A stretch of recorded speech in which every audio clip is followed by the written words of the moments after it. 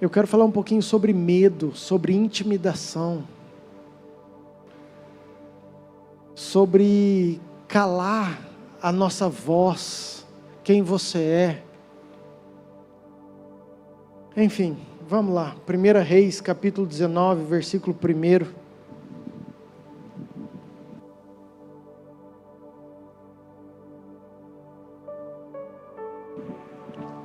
Texto conhecido.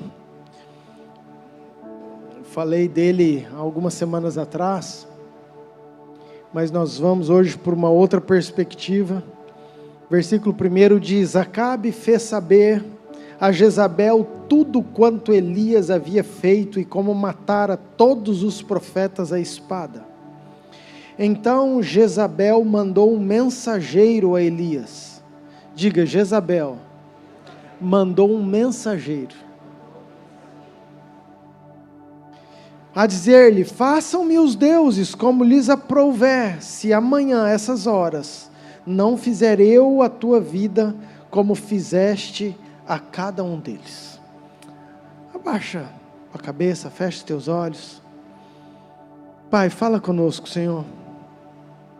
Nós precisamos tanto do Senhor. Eu clamo a tua graça, a tua misericórdia. Que o Senhor nos instrua, que o Senhor nos ensine, que o Senhor nos ajude. Que nós saiamos daqui, ó Pai, com uma revelação daquilo que o Senhor quer para nós. Coloca cada coração, assim como nós oramos no início, que a nossa mente, Pai, que o nosso coração esteja conectado ao céu. Que o Senhor, Pai, seja a resposta daquilo que nós estamos pedindo, precisando. Fale conosco, que realmente, aonde essa palavra chegar, nós possamos entender, discernir tudo aquilo que Teu Espírito quer, em nome de Jesus. Amém. Amém. Queridos, é um texto conhecido, talvez você está chegando, então vou só te ajudar. Elias é um grande profeta, um grande homem de Deus, e Elias, ele vem aqui nesse capítulo de grandes vitórias, grandes experiências com Deus. Ele libera uma profecia que não ia chover, e realmente não chove. Depois ele faz um desafio com os profetas de Baal, com os profetas de Azera. Ele sozinho, ele enfrenta 850 homens, e realmente Deus vem com fogo, com graça, com glória, atende a oração de Elias, e Elias tem uma grande vitória, o nome de Deus é glorificado.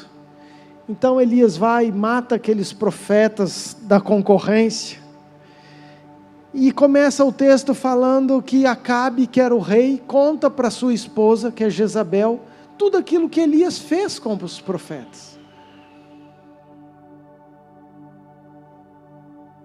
E eu quero falar um pouquinho sobre essa mulher. Na verdade não é sobre essa mulher, mas sobre um espírito que continua atuando nos nossos dias.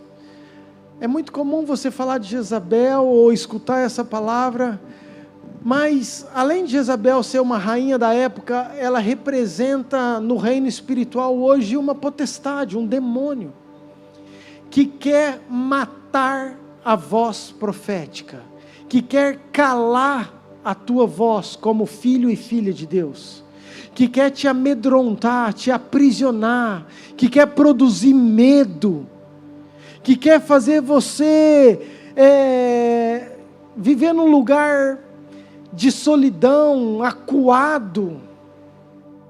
E é muito mais comum, real, do que a gente pode imaginar. Você lembra, Jesus, ele aparece para João na ilha de Patmos, lá em Apocalipse, e Jesus começa a trazer, começa a pontuar qualidades e defeitos das igrejas, e ele escreve aos pastores das igrejas, E você vê ali, tem 7 igrejas que ele fala, ó, eu estou de acordo, você foi incrível nisso, nisso, nisso, ó, você foi bênção nisso, nisso, nisso, conheça as tuas obras, o que você fez, eu vi que você não fez isso, que você não... Todos eles faz questão de elogiar as igrejas, mas ele também pontua aquilo que ele não concorda, ou aquilo que o desagradou. E para a igreja de Tiatira, específico, Jesus começa a falar, ó, você está de parabéns, você tem méritos, e lista uma sequência de méritos, mas tenho porém contra ti, que você tolera Jezabel. E essa palavra tolera, queridos, Deus ministrou comigo, porque era para uma igreja, era para crente, era para um pastor, era uma igreja que tolerava esse espírito que quer amedrontar, que quer intimidar, que quer calar essa voz profética. E se a gente não percebe, a gente acostuma e a gente tolera. E eu não quero um dia chegar lá no céu e Jesus chegar para mim e falar assim: Murilo, você foi o anjo da Yami que eu levantei e tinha muitas qualidades. Ó, tem que começar a listar as qualidades. Mas ele começou a falar os defeitos. Eu tenho orado, falei: Deus, se eu fosse o anjo de uma das igrejas, qual seria? O que o Senhor iria pontuar da nossa igreja? Qual tem sido a minha negligência? Onde a gente tem sido faltoso? Sabe, e esse tolerar, e eu quero que você entenda isso, porque essa Jezabel que atuava lá em Elias, querida, ela é mais viva do que nunca. Ela quer calar a igreja, ela quer amedrontar a igreja. Hoje nós somos uma geração que vivemos intimidados, acuados. E sabe o que me chamou a atenção? Quantas vezes eu já li esse texto? Quantas? E a gente fala que Jezabel foi falar com Elias, e na verdade não foi Jezabel. Ela mandou um mensageiro. Diga, mandou um mensageiro. Quantos mensageiros, às vezes nós não escutamos, que tem sido enviado por um capeta do inferno, para te amedrontar, para te intimidar? Quantos mensageiros de Satanás, queridos, às vezes ele nem sabe, às vezes é uma situação simples, é algo corriqueiro, às vezes é uma notícia na televisão, às vezes é uma cena que você presenciou, às vezes é algo que você viu, às vezes é algo que você escutou. Às vezes é um amigo que te falou algo, um professor, um marido, uma esposa, um namorado. Às vezes ele nem sabe, ele nem percebeu, mas na hora que ele falou aquela palavra, aquilo entrou no teu coração e te trouxe medo, te trouxe intimidação. Você falou: isso não é mais para mim, eu vou parar, eu vou deixar. Quantas vezes não é um líder da igreja? Quantas vezes não é a própria igreja? Pedro um dia chegou para Jesus e falou assim: ó, o senhor não vai morrer.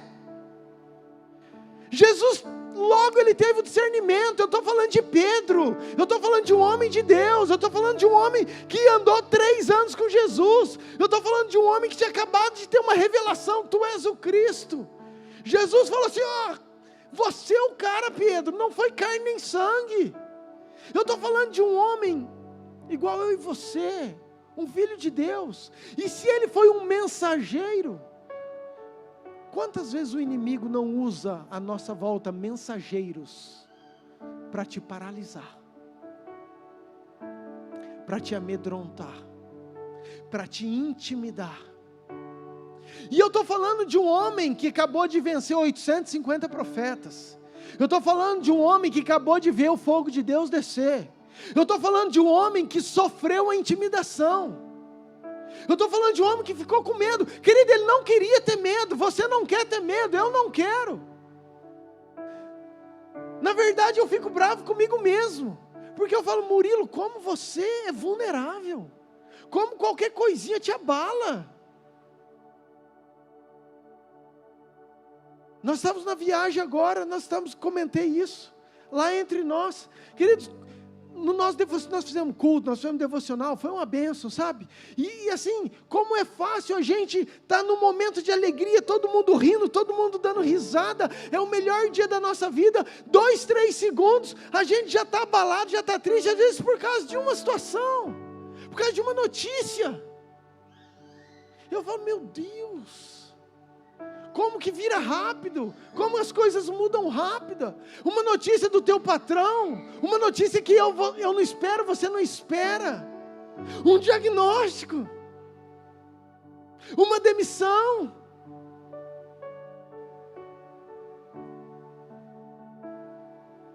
uma manchete, querido, política.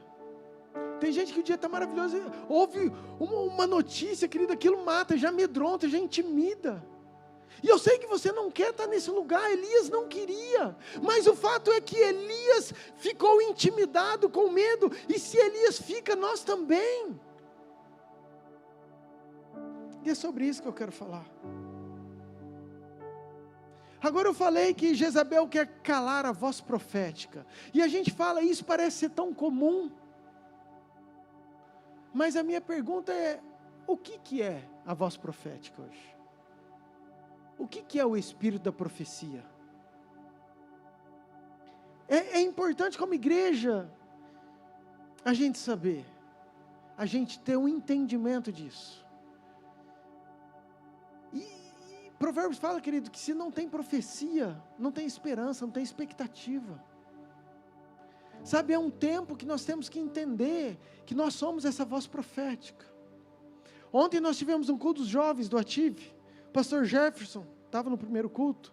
Ele falou comigo há semanas atrás sobre fazer algo de ativação profética. E não sei se você sabe, nós temos um grupo que eu acompanho já faz um tempo, que caminha, que flui em cima desse dom profético, com experiência, com aquilo que Deus está fazendo, falando, ministrando. E a Bíblia fala que Deus não faz nada sem antes revelar aos seus filhos, os santos profetas. Mas o fato é que esse entendimento às vezes vem deturpado, e eu quero falar para você sobre o que é realmente essa voz profética, para você entender o que Jezabel está querendo, como ele quer calar eu e você. Porque a nossa dedução é que o profeta é aquele que vai trazer uma revelação do meu futuro. Eu brinco que parece que, quando tem culto de profeta, querida, a igreja lota. Porque todo mundo tem expectativa. Vou ver o que Deus vai falar para mim. Vou ver o que Deus vai falar do meu futuro. E a gente acha que a voz profética é isso, e não é. Entenda. Voz profética é eu trazer para onde eu estou, para o presente, para a minha geração, a manifestação da vontade de Deus. Repita assim comigo. Voz profética é a manifestação da vontade de Deus. Fala assim, a voz profética, ela revela o coração de Deus. Fala, a voz profética, ela confronta o pecado. Diga assim, a voz profética, ela desperta o adormecido, o desviado. Fala, a voz profética, ela traz direção. A voz profética, ela aponta para Jesus. Então, querido, a voz profética é aquilo que eu e você temos. Ela é muito mais do presente do que do futuro. Vamos lá, Elias era um profeta. Ele estava falando ali com aqueles profetas. João Batista, Jesus falou assim, não tem nascido de mulher nenhum profeta igual ele. Qual que era a pregação de João Batista? Arrependei-vos. É chegado o reino de Deus. O que João Batista está fazendo? O que é essa voz profética? Eu estou trazendo direção, eu estou trazendo apontamento, eu estou trazendo destino, eu estou trazendo a vontade de Deus para esse povo que está aqui comigo, eu estou apontando o caminho. E se essa voz, se esse direcionamento some, cala, se amedronta, o pecado normaliza. Não, como que aquele povo saberia que ele precisava arrepender, se não tem essa voz profética viva? Então o que Jezabel quer fazer? Calar essa voz que é da igreja, que é minha e sua. Então quando a gente tem esse entendimento, a gente vê que essa missão, que essa voz profética sou eu, é você. Que aonde eu vou, eu sou uma voz para trazer o coração de Deus, para trazer o princípio, para dar direção. Quando você está na tua casa, na tua família, e está acontecendo um monte de coisa, e você fala assim, ó, Jesus não se alegra disso. Muito pelo contrário, o que Jesus quer é isso. O que você está sendo? Uma voz profética. Você está trazendo o coração de Deus para aquele momento. Quando você está na escola, um monte de amigo quer fazer isso, você fala, cara, isso não é correto. A Bíblia fala assim, assim, assim. Eu acredito nisso, eu vou viver dessa forma. O que você está fazendo? Você está sendo voz profética dentro da tua escola, com os teus amigos. E é isso que Jesus quer para mim, para você, para a igreja. Qual que era o problema de Tiatira? Que escutou Jezabel, estava calada. Esse espírito de medo. Não, isso não é para mim, isso eu não consigo, quem sou eu? Meu Deus, esse espírito de intimidação, de vergonha. Elias estava vivendo isso. Sabe, querido, eu já vou voltar, mas às vezes a gente acha que o profeta é sensacionalismo,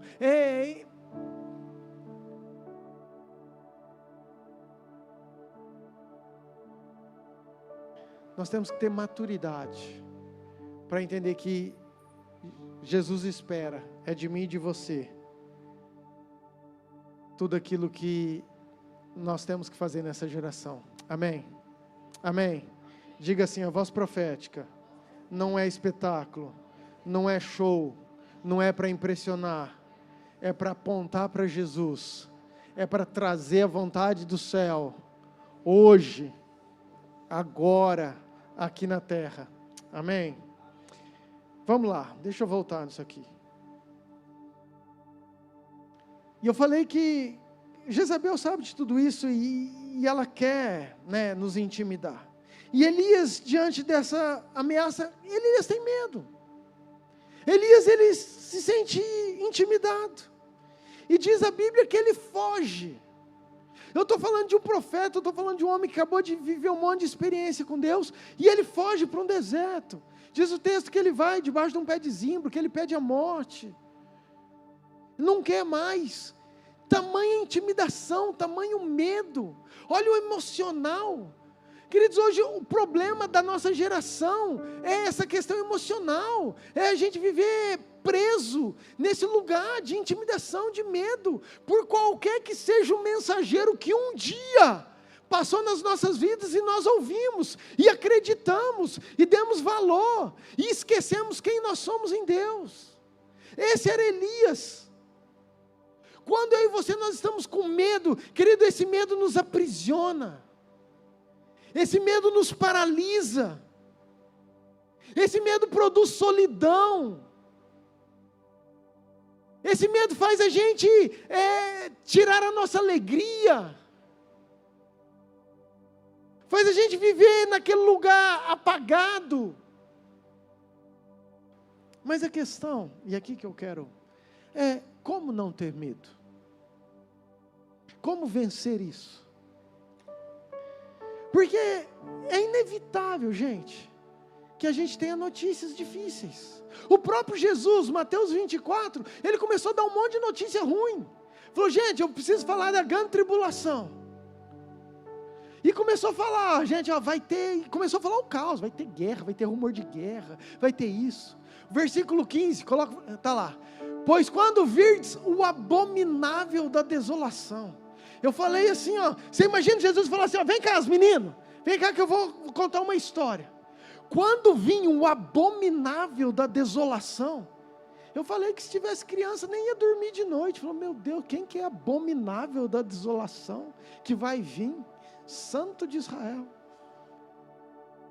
Mas o próprio Jesus fala de situações, de notícias difíceis. Ele também fala, que Jesus falou assim, não, o testemunho de Jesus é o espírito da profecia. Essa voz profética, esse espírito da profecia, querido, já está determinado. A gente sabe quantas profecias tem lá em Apocalipse, quantas profecias em Daniel. A gente sabe que Jesus falou que Ele era o único digno de abrir o selo, que Ele venceu, que a igreja também venceu junto. Então a gente sabe o futuro, a gente sabe aquilo que nos aguarda. E isso, querido, é o espírito da profecia. Quando a minha mente está ligada naquilo que é o meu futuro, na vitória que nós temos como igreja, isso me fortalece, me dá esperança, me dá motivação, me dá perseverança, e isso faz eu viver. Agora, se isso morre a esperança, morre a expectativa. Por isso que sem a voz profética, sem o espírito da profecia, querido, não há vida, não há motivação.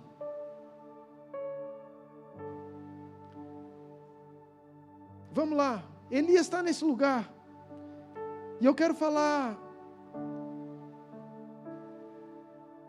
situações, ou o que Deus pediu para Elias, que o fez vencer esse lugar de medo e intimidação. Talvez você chegou aqui nesse lugar, um lugar de medo, de intimidação, porque se Elias, que era Elias, o grande profeta, passou por isso, quanto mais é você. Que vergonha que tem, se Elias, que foi Elias, ficou intimidado, com medo. Não acabei de falar, pensa um homem que ficou triste comigo mesmo, falei, Deus do céu, como pode, eu nasci na igreja, como que eu queria ser como os montes de Sião, que não se abalam, a gente é abalável. Qualquer notícia, qualquer mensageiro que a gente escuta, uma hora a gente está assim, outra hora é muito fácil desanimar a gente, intimidar a gente. E se você deixar, e se você tolerar, você fica nesse lugar, e vive meses, e vive anos, e vive, querido, às vezes um tempo, que Jezabel está aplaudindo, e Deus fala assim, não, eu vou levar você lá no culto de domingo, porque vai ser uma noite que eu vou tirar você desse lugar de medo, de intimidação, porque eu tenho propósitos novos para a vida de vocês. 1 Reis 19, versículo 5. Vamos comigo, Elias está no meio desse contexto, Elias ele está no meio do medo, da intimidação, ele está nesse lugar, deitou-se e dormiu debaixo do zimbro, eis que um anjo tocou e lhe disse, levanta-te e coma, diga, levanta-te e coma, diga com fé agora, levanta-te e coma. Olhou ele e viu junto à cabeceira um pão cozido sobre pedras em brasa, e uma botija de água, comeu, bebeu e tornou a dormir. Presta atenção, a primeira ordem de Deus, para livrar Elias desse lugar de medo, de intimidação, foi o seguinte, Elias, levanta e coma. E parece algo tão simples,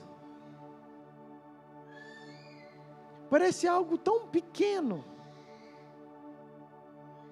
Versículo 6 diz que Elias olhou e viu. O pão estava ali. Ei, Elias estava no lugar de medo. Ele olhou, o pão estava do lado dele, estava disponível, estava fácil, estava ali para ele pegar. Mateus 6, versículo 35, esse é novo, eu não sei se eu falei. Diz o seguinte, que eu sou o pão da vida, acho que é isso, vê se é isso aí mesmo. Eu sou o pão da vida, quem come de mim, não vai ter fome, jamais terá fome. Então, quem que é o pão? Quer dizer, Jesus. Jesus é o pão, e ele fala que aquele que vem a mim e come jamais terá fome. Agora entenda algo, vamos lá, a primeira palavra para Deus tirar Elias desse lugar é levanta e come, parece algo muito simples, parece algo muito fácil, mas quem está nesse lugar de medo, quem está nesse lugar de intimidação, não tem fome, não quer comer.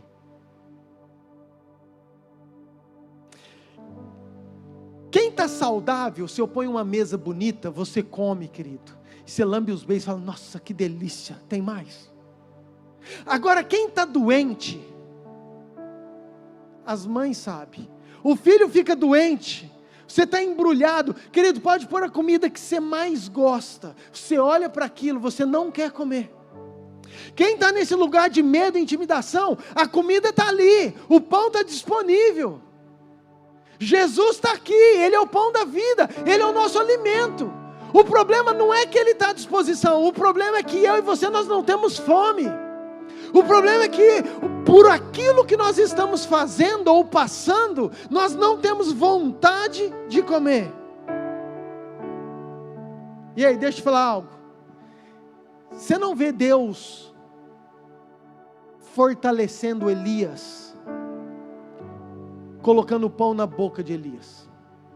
Vamos lá, a Bíblia fala que foi um anjo que apareceu, que representa Deus ali, Jesus, ok?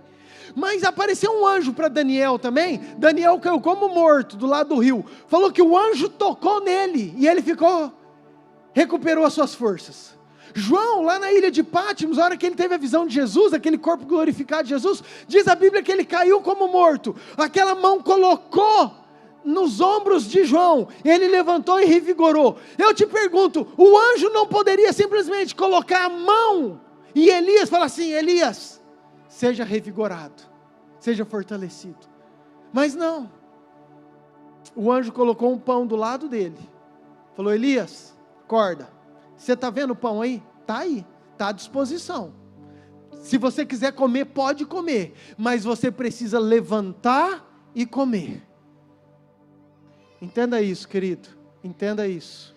Às vezes nós estamos num lugar que nós não queríamos estar, escutamos mensageiros, e nós não temos fome, nós não temos vontade, mas o primeiro passo para eu sair desse lugar, é a atitude de eu levantar e comer esse pão. O que significa isso? Eu não estou com vontade de ir na igreja, eu não tenho fome, mas eu vou levantar e vou. Eu não tenho vontade de orar, mas eu vou levantar e vou. Eu não tenho vontade de adorar, mas eu vou levantar e vou. Eu não tenho vontade de jejuar, mas eu vou levantar e vou. Essa atitude de levantar e comer é o passo que nós precisamos dar para que Deus nos tire desse lugar de medo e intimidação. Amém? Amém?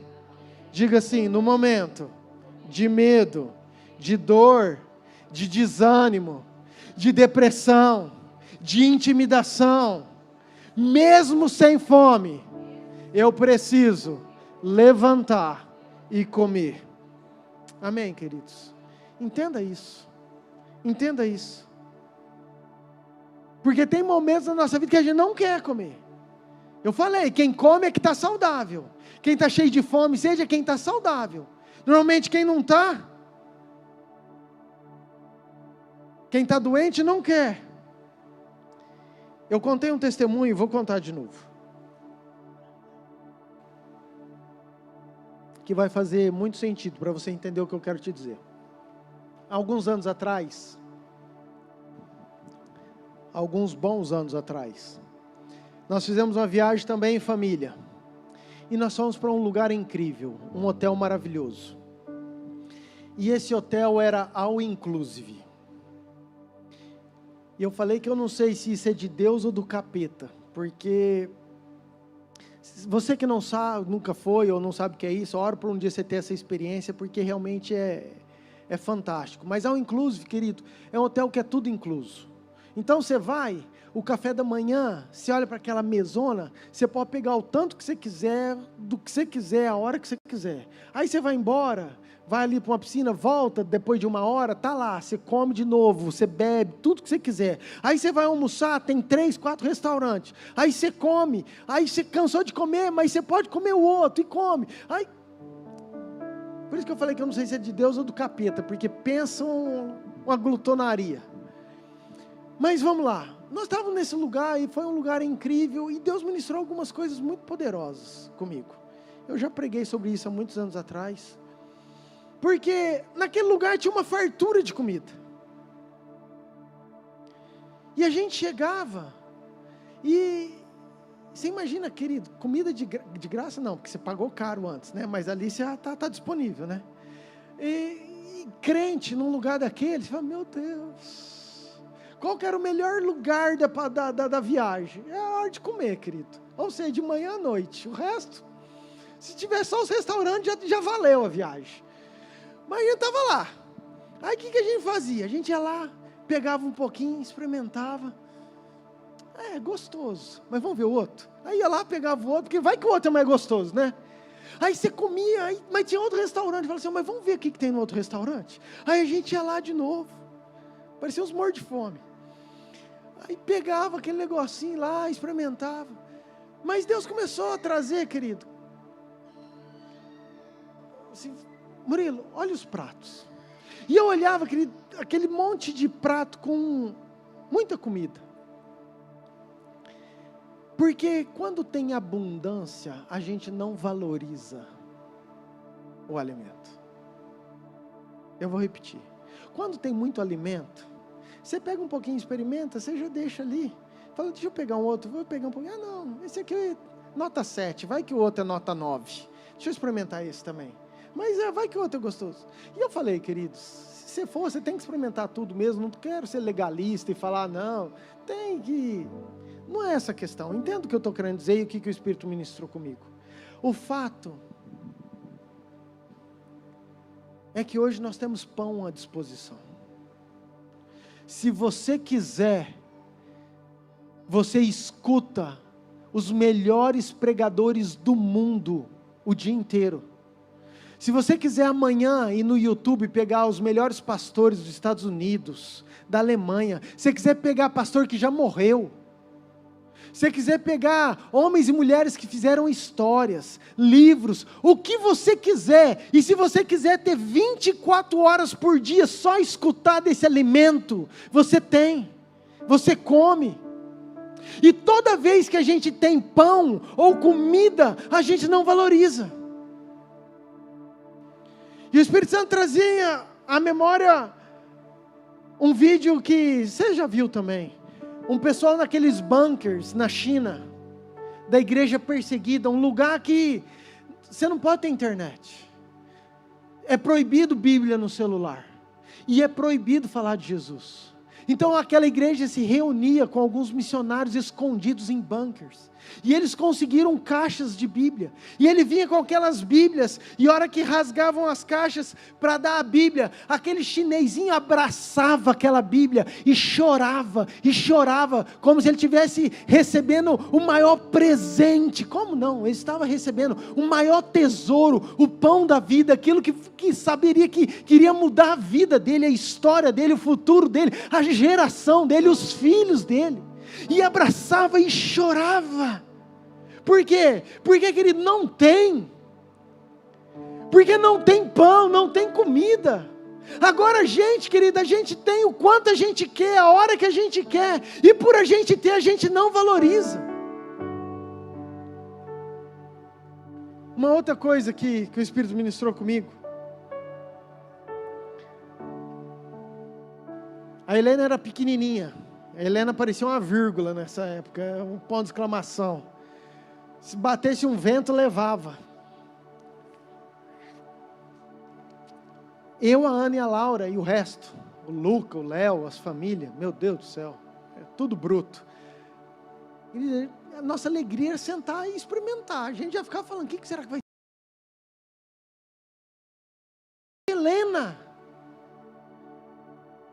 Helena não comia.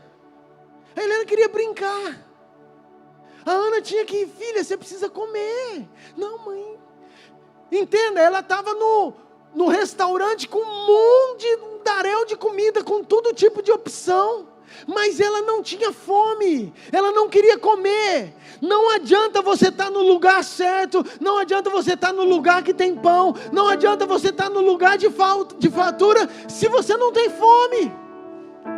Querido, sabe qual que é a tristeza de um pastor? Eu vou abrir meu coração para você.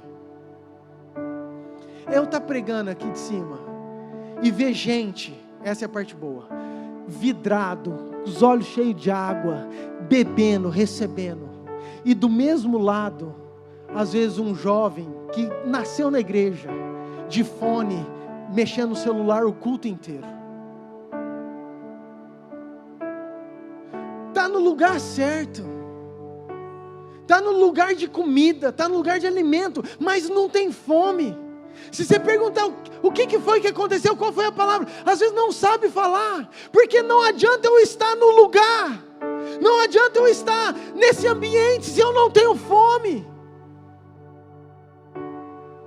Às vezes você está aqui, às vezes você vem aqui, e a gente continua num lugar de prisão, de medo, de intimidação.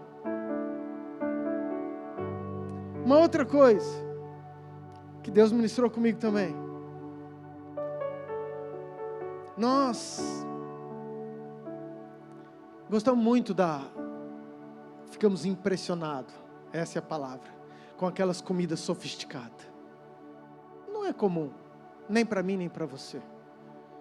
Então nós chegamos no primeiro dia, querida, aquelas comidonas tudo chique, falei, meu Deus, e comemos aquele primeiro dia, e comemos o segundo dia, e comemos o terceiro dia. No quarto dia eu olhei para a pastora, falei, pastora, que saudade daquele arrozinho com ovo frito, aquele feijãozinho, só um bifinho. Entenda, a comida é a palavra. A gente gosta de revelações profundas, a gente gosta de palavras das entrelinhas, daqueles pastores, e queridos, eu fico assim, impressionado, eu bebo, eu gosto disso também. Às vezes eu vou assim, sabe, naquele congresso dos pastores do Bambu, tem uns pastores lá que eu falo, gente, a Bíblia dele é diferente da minha, só pode. Aonde você comprou essa Bíblia? Porque como que tem revelação desse jeito nessa Bíblia? Na minha não tem. Então é gostoso, eu não estou falando que é errado, a gente gosta, e tudo bem. Mas o que eu quero te dizer, querido, que não são essas palavras que vai ser a força do teu dia a dia. Aquilo que vai te sustentar, Deus colocou para Elias o quê? Pão e água, era algo simples. O que vai te dar força na tua caminhada é o arroz com feijão. Vou trazer para o nosso linguajar, para você entender. O que vai te dar força no teu caminhar, na tua caminhada cristã, é aquela palavra simples, Jesus continua te amando, Jesus perdoa, Jesus restaura, Jesus cura, Jesus levou as maldições, tem céu, tem inferno, nós temos que ser santo, nós temos que arrepender, é o arroz com feijão. É isso que sustenta. Você tem uma palavra de vez em quando? Uau, tudo bem.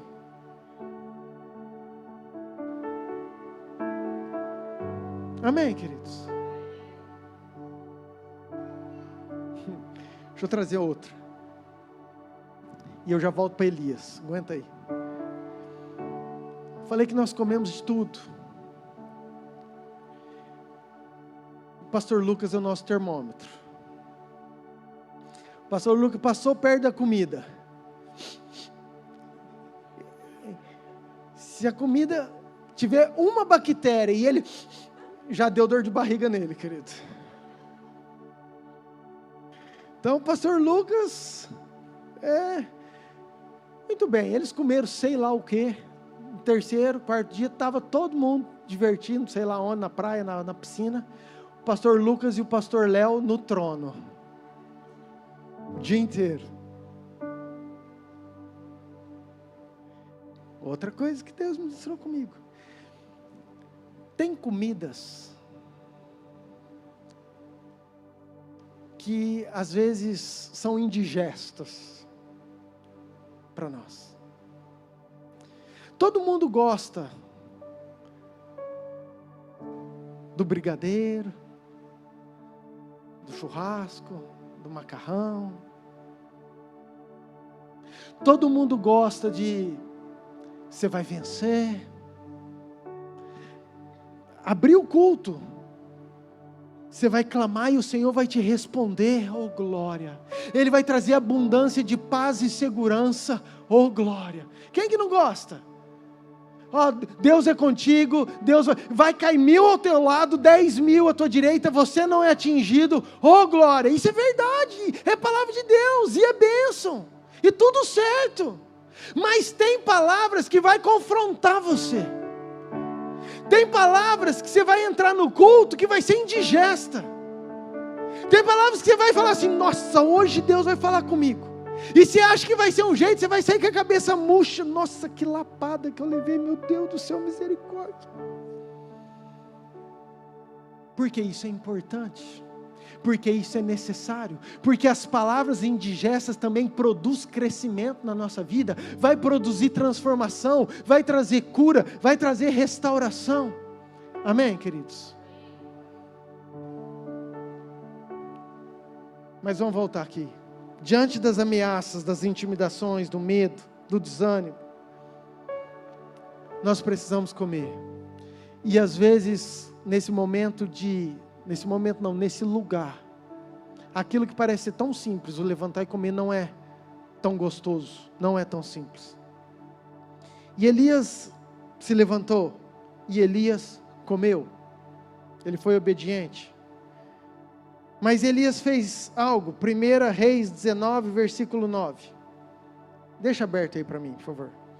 Elias, depois que ele levanta e come, ele vai para o Monte Horebe, ele caminha, e ele vai para aquele lugar, e diz o texto que ali ele entrou numa? Agora, talvez você não saiba, ou talvez você não tenha ligado isso, e isso é importante.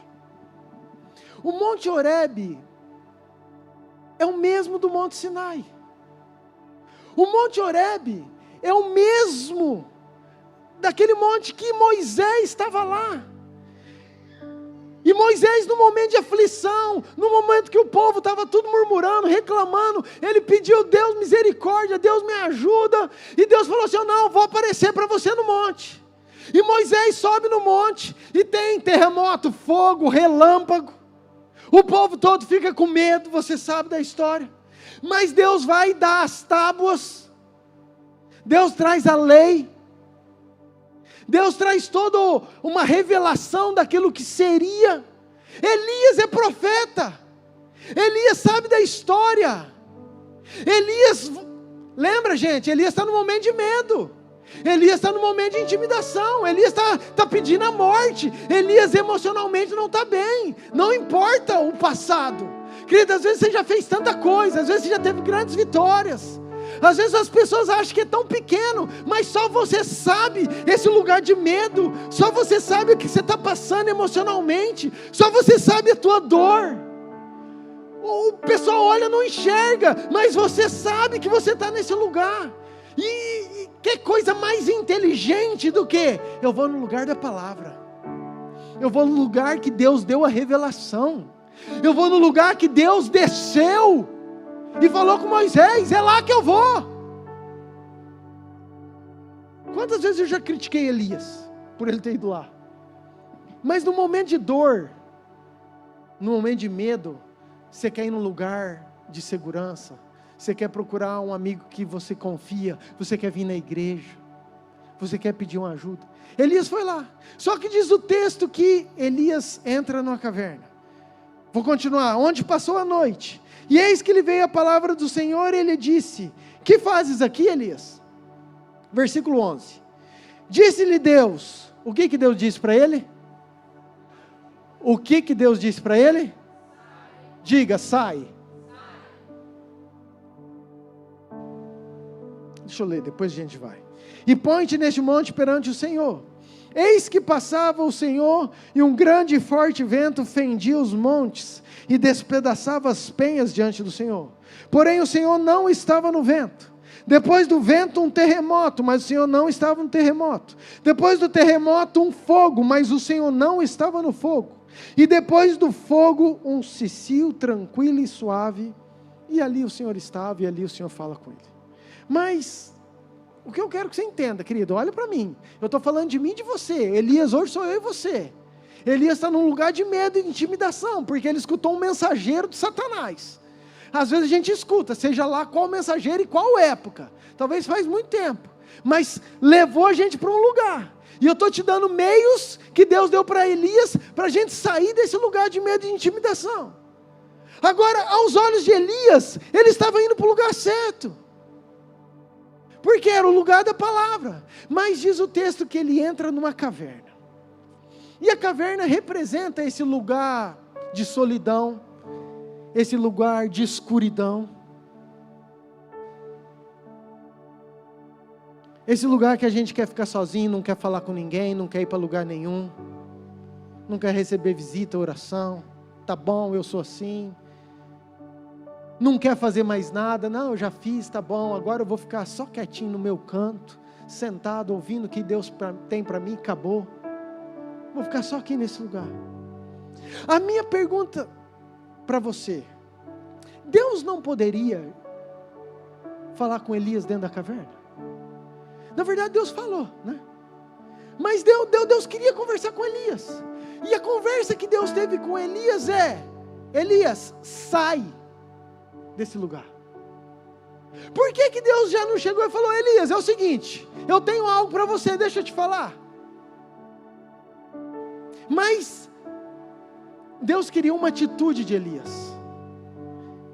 Porque aquilo que Deus precisava falar com Elias, quando a gente está dentro da caverna, ali é um lugar de confusão, ali é um lugar de escuridão, ali é um lugar de solidão, ali é um lugar que talvez a gente não vai entender com clareza, não vai enxergar com discernimento aquilo que o Espírito quer passar, aquilo que o Espírito quer entregar para mim e para você.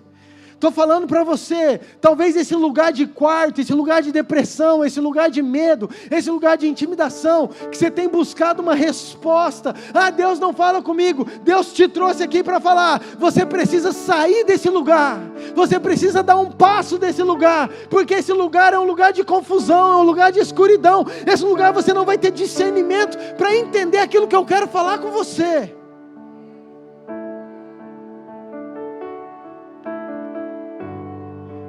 E às vezes a gente quer a resposta, clama a resposta. Eu comecei o culto: clama a mim e eu te responderei. É o próprio Deus falando. Mas Deus pede para Elias: sai desse lugar. Ei, eu estou falando que Elias estava no lugar da palavra. Elias estava no monte que Deus tremeu, Deus falou com Moisés. Mas mesmo assim, Ele mandou ele sair da caverna. O que eu estou querendo dizer é que você pode estar dentro da igreja e mesmo assim na caverna. Você pode estar vindo, frequentando os cultos e mesmo assim continuar nesse lugar de escuridão, nesse lugar de intimidação, nesse lugar de medo.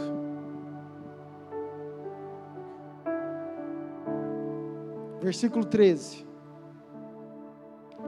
Ouvindo Elias, diga: ouvindo Elias. Porque às vezes a gente não ouve. Às vezes a gente vem na igreja, vem. A palavra está falando, mas não ouve. Porque se Elias não ouve, se Elias não escuta, ele continuava lá dentro, nesse lugar de medo. Sabe, o ouvir é importante. Você prestar atenção naquilo que Deus está falando para você é importante. Ouvindo Elias, envolveu o rosto no seu manto e, vírgula, o quê? E o quê? Saindo. A atitude de Elias foi sair daquele lugar. Depois que Elias saindo, então Deus começa a falar com ele. Deus começa a trazer um propósito. Deus começa a trazer uma missão. Deus fala assim: Elias, eu tenho algo ainda para você. Você vai ter que ungir ainda Jezreel, você vai ter que ungir Jeú, você vai ter que ungir Eliseu. Eu tenho um destino, eu tenho algo a mais para você. Não é para você estar nesse lugar. Mas foi somente depois que Elias saiu. Vamos lá. Elias estava num lugar de intimidação e medo. Deus falou: levanta e come. A comida estava à disposição. Deus não deu na boca. Elias precisou levantar. Elias precisou comer. Não interessa se está com fome, sem fome, com vontade, sem vontade. A atitude é levantar e comer, porque isso é necessário, isso é importante. Depois Elias vai para o lugar certo, um lugar de palavra. Aos olhos dele estava ok. Mas ele entra numa caverna. Então Deus fala assim, sai desse lugar, você precisa sair. E quando ele tem a atitude de sair, então Deus fala com ele. Amém, queridos? Agora para a gente finalizar, cadê o louvor? Mas presta atenção em mim, senão o louvor vai lá, vocês perdem a benção. Elias agora está no monte, ele saiu. Eu acho que eu falei que isso agora é do Murilo, tá? Eu acho que agora Elias está assim, Deus, o Senhor pediu para eu levantar, eu levantei. Eu vi o pão, o Senhor viu que eu comi. Eu levantei e comi. Eu estava sem fome, eu estava na verdade embrulhado. Eu queria era morrer. Porque eu fui para o deserto e não levei nada. Minha intenção era realmente morrer. Porque ninguém vai para um deserto que não leva nada. Então eu não queria, Deus, mas eu obedeci. Porque o Senhor pediu, então eu levantei. Mesmo sem vontade. Eu comi. Eu entrei na caverna, o Senhor pediu para sair, eu saí. Agora estou eu e o Senhor aqui no monte. Agora fala comigo. Aí diz o texto que veio a ventania, que fendia a penha, que veio o terremoto, que veio fogo. A minha pergunta é, por que Deus já não falou com o Cicil? Por que Deus permitiu? Por que precisou passar tudo isso? Para Elias criar expectativa. Aos meus olhos, tá, querido? Elias, eu acho que ele imaginava, Senhor, deu certo com Moisés. Moisés estava num momento difícil. Moisés estava num momento de turbulência. Estava num momento de crise com aquele povo. E ele foi lá e clamou. E o Senhor veio com terremoto, o Senhor veio com fogo. E tremeu tudo. E faz comigo também. E ficou lá esperando. E aí de repente ele viu o terremoto. Falou, eita, é agora. Mas ele olhou, Deus não estava. Aí veio a ventania. Mas ele também olhou, também Deus não estava. Entenda isso. Entenda isso. Elias estava esperando uma resposta de Deus, e aos olhos dele, seria da forma como que ele imaginava, ou como já havia acontecido. Como ele sabia que aquele monte já tinha estremecido, sacolejado, a glória tinha descido, era aquilo que ele esperava.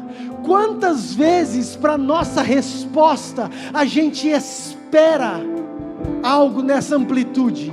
Quantas vezes a gente, na nossa grandeza, a gente espera algo grandioso, glorioso? E tem algum erro esperar isso? Claro que não, querido. Que se Deus quiser, Deus pode vir com fogo, terremoto e falar do jeito que Ele quer. Mas para Elias foi totalmente diferente. A hora que ele viu que não estava nada, veio um Cicil. E diz a Bíblia que ali o Senhor estava. O que eu estou querendo te dizer é que nesse momento, às vezes de intimidação, de medo, que você tem esperado uma resposta, que às vezes viesse do pastor, às vezes viesse com uma mensagem, às vezes viesse de um sonho. Querido, Deus é especialista em mandar um Cicil, e isso ser a resposta que você precisava. Deus é especialista em você. Nossa, vai ser nesse culto, e de repente você está tomando banho, e vem ali o Espírito Santo e traz uma palavra, e é a resposta que você precisava. Às vezes você está dirigindo, e Deus vai lá e dá uma palavra, um Cicil, e era aquilo que você esperava. Ou às vezes é num culto simples, de domingo à noite, e pode ser a resposta que você estava esperando. O que eu quero te dizer é que Deus é especialista em te surpreender, porque Ele é grande, Ele é poderoso, e a resposta dEle pode vir num terremoto, mas pode vir num Cicil, pode vir num Pentecoste, mas pode vir num sopro, pode vir num culto de domingo, mas pode vir numa EBD, pode vir num culto à noite, mas pode vir num GPS. Querido, Deus é grande, Ele faz do jeito que Ele quer. Amém? Você pode se colocar de pé?